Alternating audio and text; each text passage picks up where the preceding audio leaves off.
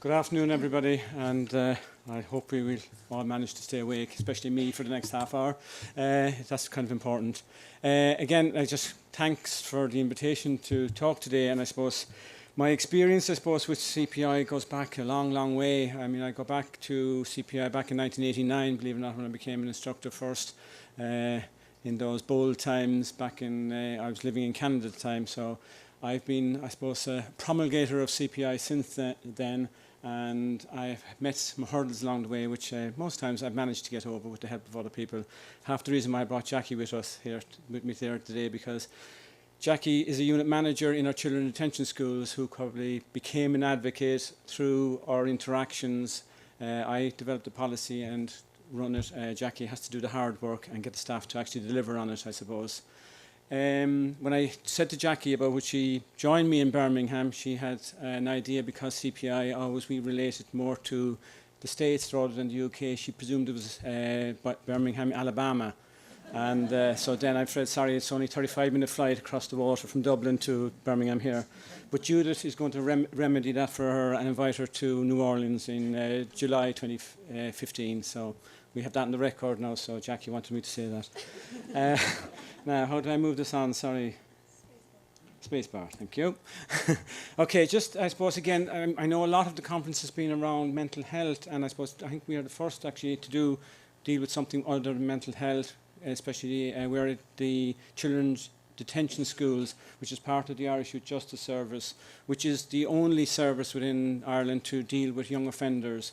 And we deal with all the young offenders for the country, and we control the young people coming in. We look after them when they're there, and then we operate the policy, and Jackie in the schools and the others operate the actual schools themselves, which is obviously what we want to talk about, the restraint reduction. Again, I suppose I should have mentioned the title in this. I did call it Tackling the Whole Idea. And the idea I called it tackling is because I suppose when you say tackling, people immediately think physical. So I wanted to ensure that we tackled this, but it wasn't by just becoming more physical. And what we wanted to do was get away from the physical and reduce it, and by educating a good group of staff to do that. This is part of the whole Youth Justice Action Plan for the country, ourselves and our department. We're under the Department of Children and Youth Affairs. We used to be under the Department of Justice, and it just became, again, it was felt that it was better to have it in the Department of Children rather than the Department of Justice, because the justice is very much prison orientated. We want to disassociate ourselves from that while we are taking the young people from the courts, and because they are for criminal offences, they are there. Once they're in with us, it's the care of the young people is our responsibility, and our staff are all care staff. And again, so one of the reasons which the detention schools are to create a safe and secure environment for the detained children. And that's what we established, what we want to try and do. I suppose just the service then itself, detention schools, we had 3 detention schools. We had 5 originally, and we had about 170 people detained pre-2007.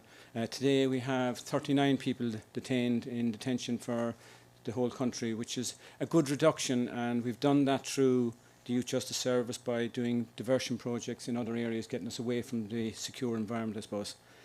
Jackie, do you want to just say a few bits about the school itself, if you don't mind, just rather than me telling what other people do? We mentioned detention, but we run a care model. So it's all care staff delivering the service to young people. They don't wear uniforms, and we run a relationship model of care. So as soon as a young person comes in the door, they're assigned a key worker. It's a very homely environment. It's not prison-like, so to speak.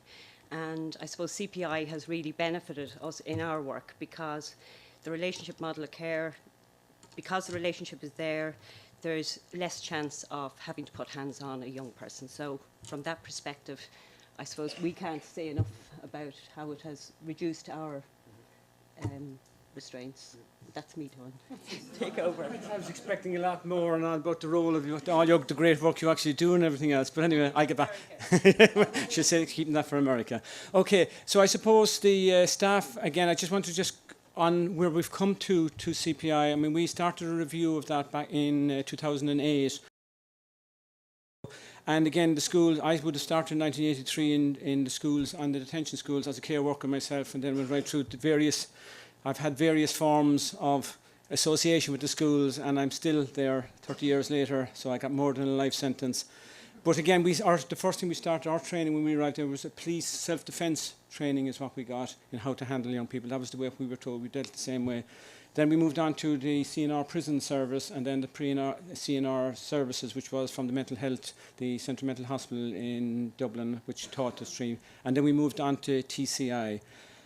And there was some concerns around TCI again, and I'm not trying to say one program over another. I mean, there's an awful lot in that, but again, we did realise that there are situations when we did have to use physical restraint, and we needed to be very confident in that in order to give the staff the ability, again, and having conversations with people.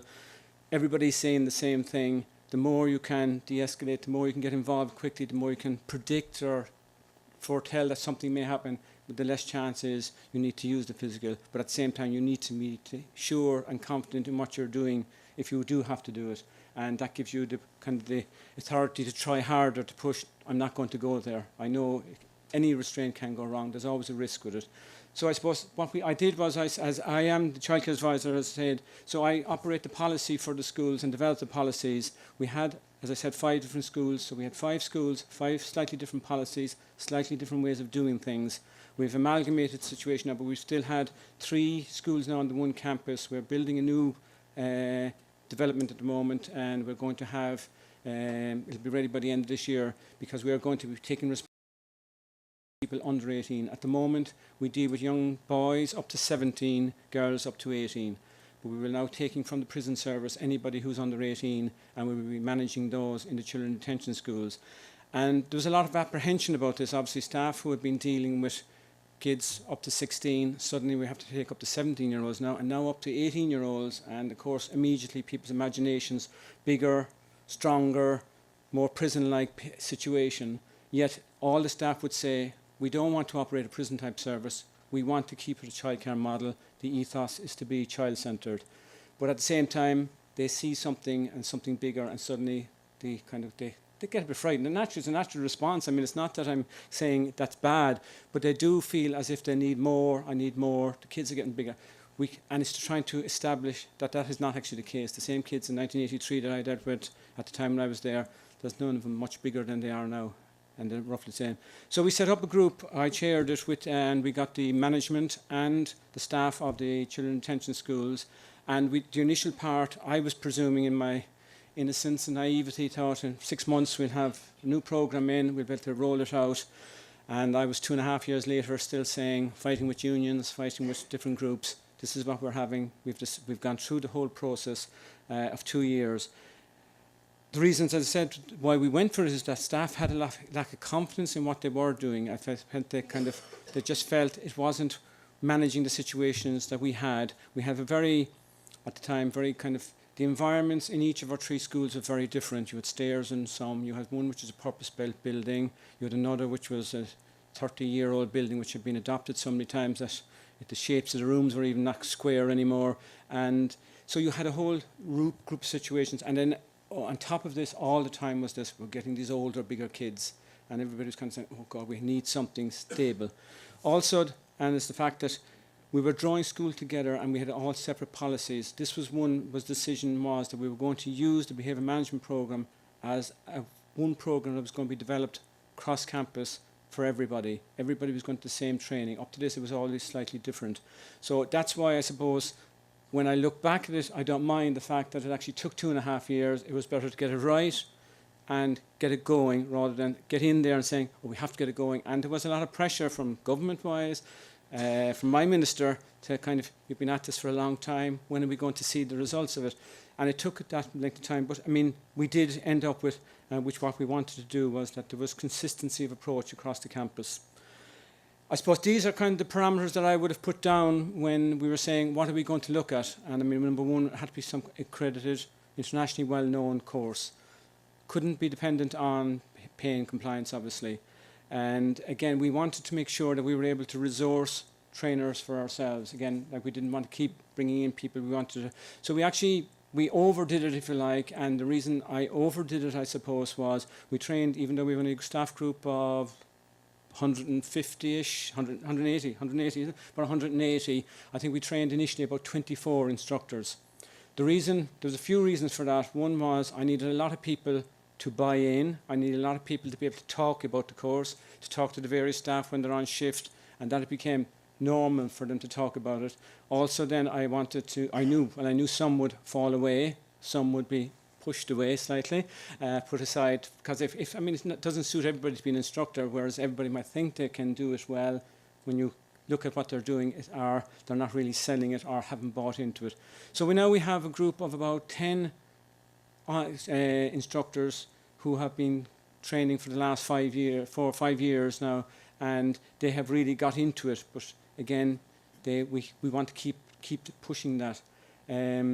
But the parameters, we wanted to, stand up on the cross-examination there sounds very legalistic. It's not necessarily legalistic in that sense. It's more kind of that, if I as the child welfare advisor, one of my roles is to monitor, to ensure that the standards and criteria within the schools are being kept. So to do that, all reports of any restraint, of any major incidents, and we grade them, grades 1, 2 and 3, have to be reported to me, depending on the grade. If it's a grade 1, it's a phone call in my pocket now, it would go, even now it would. If it's a grade 2, I'll have to know by the end of 24 hours. And if it's a grade 3, I just have to know what they reported within a month.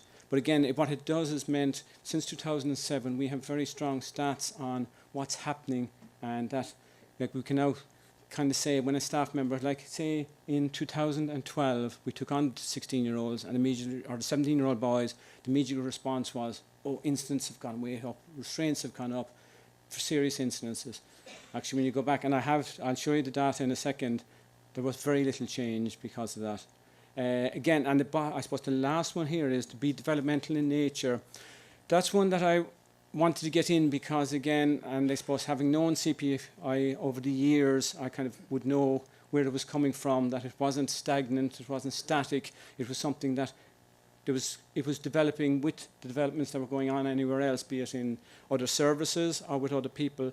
And that's why it's what we needed. We needed to say that, okay, our service is going to be changing. We had 3 different schools, 3 different environments. We are now going into a brand new, or most of the people will be going into a brand new 6 brand new units, which will be very different to what the old units are. So in order to do that, we built a mock-up of 2 of the bedrooms with a corridor so people could actually train before the new buildings come online. We'll already have them trained in that. We also needed it for testing equipment, and that could go into the rooms. But we are using it for training purposes as well, so that when they get into a new unit, there won't be foreign things like, oh God, the door suddenly opens out. When up to this, all doors opened in. So it's that type of thing, and if that needs to be adapted into whatever we're doing, so it needs to be done. So again, that part there is really just, I suppose, the bespoke program is just, I suppose, I wanted to talk in. Again, obviously, we had to go as a government thing, we had to go to tender. Once we had decided what our parameters were, what it is, we had to go for public tender, e-tenders, European tenders, and I can't remember how many, I think for 5 different groups bid for it, and CPI got the contract with us. And we developed with them a bespoke program, and the reason we wanted to call it a bespoke program in that we had to acknowledge that the staff we had have been doing a good job for the last 25 years up to this. Touch wood, we've never had a death in custody. We've never had an incident that kind of has caused us to kind of say, God, we have nothing right here. We've managed situations sometimes, through the grace of God, I suppose, but we have managed situations. So we had to acknowledge that we have an experienced group of staff. We weren't going to be teaching staff from the basics foundation courses, in that they are coming from a very strong base. All our staff, about 85% of our staff at least, have 3rd level education background, and anybody else who doesn't have it would have internal courses and have upgraded as the years gone on. This dichotomy, I suppose, between care and security. We are secure custody for children who have committed crimes. They're there in a form, if you like, as punishment for what they have done. We have to detain them if it, again, and it was interesting this morning, Joy was talking about what does last resort mean. In our Children's Act, we actually have detention of a young person under 18 in a secure custody can only be done as the last resort. And what we've put into that is, if a judge is sending a young person to detention in secure custody, he has to, in open court, explain to that young person exactly what he's doing and why he's doing it. And if you can't justify that, the child has a right to appeal. And we have to gatekeep that, because we don't want young people coming in who haven't committed a crime. If it's only, they can't come there either if their only reason is going in is because for care and welfare issues. Because we're keeping it separate. We're dealing with the kids who have dealt with the criminal justice system separate from those who are in the care system. And I suppose, again, when the young person comes in, that's kind of their punishment, if you like. And I don't like even using the word punishment, but that's what society expects. We have to detain them. They're there. But once it's there, it's a care environment. And as Jackie said, it's care staff. We have key workers. Each young person has an assigned key worker, advocates and things like that. And the programs are therapeutic in nature, and we now also have InReach therapeutic group, which Jackie was actually supposed to talk about as well, but anyway. But we have InReach, which is the services of the Children and Family Agency, who have psychology, addiction counselling. So they InReach, and actually the part of Jackie's new role, because she's gone away a bit from the CPI now, is to interface between these clinical services and our own services, our care staff and things like that. Okay, obstacles, IR issues. Again, I suppose I had looked at CPI saying, yes, this was a model that I would like to go to. As I said, I've been using it in various places since 1989. But it's not as easy to sell it, because I like it, or I think it's good. I have to justify that. And yet I had a whole group of staff coming saying, what we're doing is not working. There's more injuries to staff, young people, it's not quite as safe. There's more injuries to young people. What do we do? How can we do it? And you go through a system with staff, as I would have said. I went through with staff, unions, everybody involved, professional bodies. Okay, we have the lovely program. We've developed it with CPI here. I see Kevin and Mark and Chris and those. All those were over to us, and we invested in it. And suddenly we're going to roll it out. I wrote the policy, we agreed the policy, and next minute, no, we can't do it. And there's so many safeguards that you wanted. So now, in the end, it almost took me to go to the minister and say, this is what I've done. This is what we spent on it. This is what we've invested in it. Here are the safeties. We asked the parameters, credited. We've done all that. I now need somebody to say, or I need the authority, I suppose, and that it's not going to be overturned. This is what we're doing. And eventually, that's what we had to do. We had to get a sign, say, this as of, and it was an unusual day, because I remember April the 13th, which was a Friday, which I don't know, it's still, from that day, this is what we're using. And we've had problems since, implementation issues, I can call them, or ongoing training issues. But I mean, it has happened, and we've brought some people very easily. We've got other people shouting and screaming to it, but it is in now. And I suppose what it has done, and one of the points about even like this, the CPI training, I suppose, and the whole behaviour management training we've done, it hasn't just helped the training on the CPI and the whole system itself. It has helped in other trainings as well, and you can see staff are much more open to it. And I suppose what I liked was, and one of the things that would have always drawn me to the CPI model, was the fact that the instructors are kind of, there's a layer of responsibility, of accountability. It wasn't just a kind of a system where it's kind of trickle down kind of, and somebody else picks it up and I add my own little bit to it and it goes on. You're very much within, not overly structured, but within a very much, you have to justify what you do, and here are the justifications for it.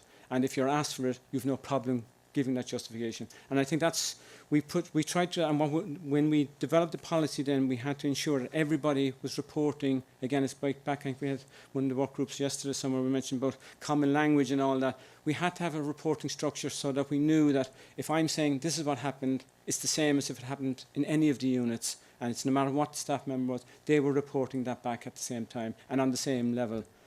One of the ongoing training, obviously we do the refresher training, but I suppose the practice and drills sessions are one we've been trying to push down to the units. And so we would say each unit has its unit manager would have a meeting every week, and we try to ask them that they stick half an hour even, or if it was a particular incident, half an hour to go through practice and drills.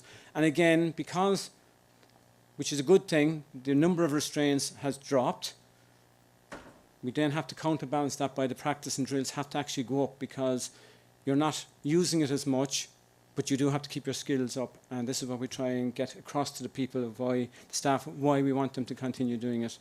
Now, I don't think you can see all that there, but again, I suppose what I wanted to do, I have a bigger blown up version here for myself so I can read it, even with my glasses on. But again, it is to do that. I mean, that's so 2009 there you see, again, and it's not huge numbers, but serious incidents 125 and physical restraints 58. And then, if you, again, you can't really count this year, but it is interesting. The first 3 months of this year, there was only 3 restraints across the whole number of schools that we have, and 9 serious instances.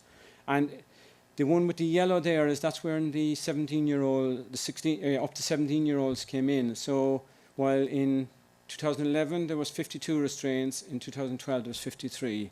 And this is what's, and then it's dropped again in 2013. Yet, if I go to any board of management meeting and where the staff representatives are saying there, and they're talking about what more they need because we're taking on older, bigger children, they'll say, but sure, it's all, we more, the incidents went up, we had more staff injured, we had no boys injured, it didn't work.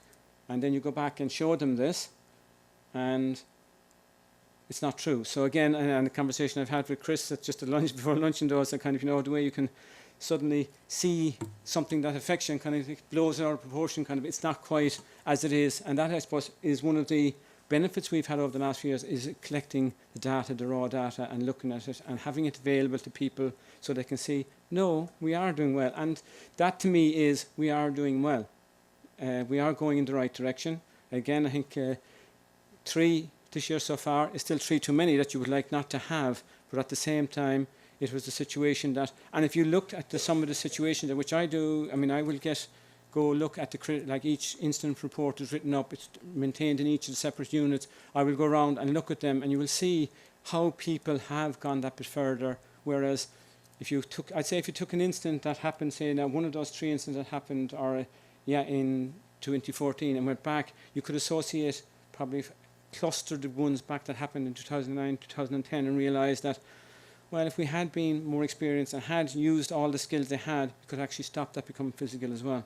And it's trying to look at that, I suppose, and to learn from it, really.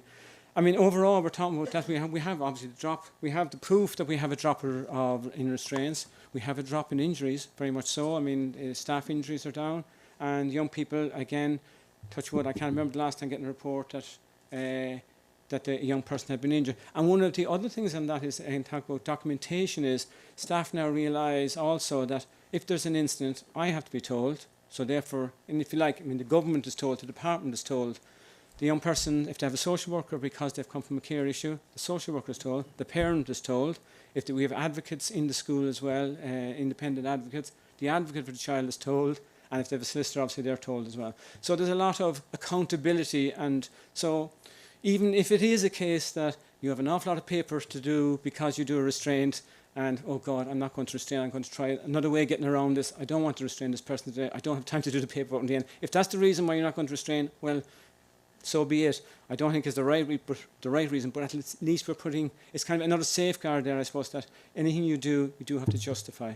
And again, it's talking about critical analysis of situations. I mean, again, it's not just blaming somebody for what you did at that time. It's kind of, what are we going to do for the future? How is it going to help us? Again, disability managed change, I suppose, because we had 3 separate groups of staff, 3 directors. We now have 1 campus manager. We have 1 group of staff. There's a lot of change going on. We have a building which is costing us 54 million, which is, every day it rains is a day, it's an extra 2,500 for me that I have to find somewhere else. So all these pressures are on. There's an awful lot of change. But the one thing we have at the moment, which is, it's going to prove good to us that we had this program in place for the last 4 or 5 years, because that is now, it's very hard to say it like that, that is actually our one thread that's running through everything. And it also proves that we drew up that, we reviewed it, we drew up the policy, we had the implementation, been fairly good with the training consistently, and that's how we did it, and we've managed to change. We brought some staff who would have said no way to being advocates for it now. Obviously, we agree with the quality of the training. I mean, we wouldn't be still on it if we didn't agree with the training, I suppose, and the quality of staff we have, obviously. The statistics also, again, while it helps me to kind of, I suppose, put up the defence for people who are saying things are bad or things are going up. It also instills confidence in staff, I think. And it, the more they do it, the more they see that, yes, we're managing situations without them becoming physical. Yes, we're getting better at our job. Therefore, it just, we can't pay them anymore. No more pay rise or anything. But I think they actually get probably a bit more out of that sometimes. That, I'm doing a good job. Someone to say it even and to put it up somewhere. It gives the trainers as well as self-report, because we don't like very many promotions within our system, although we are hiring a new 60 staff now because of our buildings, which is another reason why this is very important, that any new staff come into a culture, an ethos that is there, where kind of restraint is down there. Again, as a last resort, I know what's the definition of that, but it is very much the case, and staff are using that. The fact that they can deal with situations that to date, this year, we've only had 3 restraints recorded. Staff have successes, so they can experience those successes and realise that, yes, I'm doing a good job, without necessarily me or anybody else having to say that. And obviously the end result is better outcomes for children, which again, I know I haven't mentioned children, that I'm kind of presuming to start children all the way from start to finish. The reasons we're there, the reason schools are there, the reason the staff are there, the reason we invest, like today we have 39 young people in care, we have 185 care and related staff on campus. So it's very staff orientated, and it is very much, we don't, we kind of operate everything towards the children, and we operate units that are very small in order to keep them safe. And that's it, I think. And 2 o'clock. Thank you. Thank you.